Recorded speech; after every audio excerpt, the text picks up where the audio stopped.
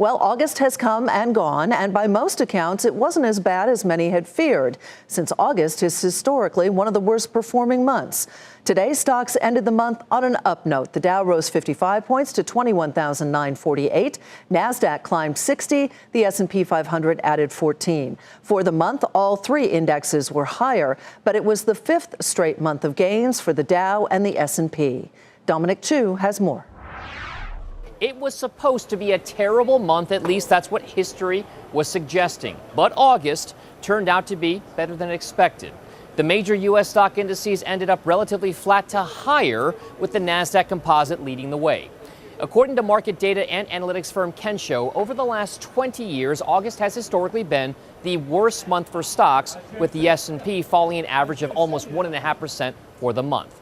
This time around, the large cap stock index got upside fuel from a mix of different sectors, with more economically sensitive parts like technology and more defensive areas like utilities really helping to lead the charge. Meanwhile, telecom and energy related stocks were among the biggest drags. But one investing theme continues to play out in 2017 and was reinforced in August as well, and that's the outperformance of higher growth oriented stocks over value stocks. As for what's on tap for September, recent history also prints a less optimistic picture. According to Kensho, over the last 20 years, September is the third worst performing month for the S&P, with an average decline of 0.75%. Investors will have to keep, of course, a close eye on developments in Washington with regard to raising the debt ceiling, the Federal Reserve's interest rate policy, and prospects for tax reform.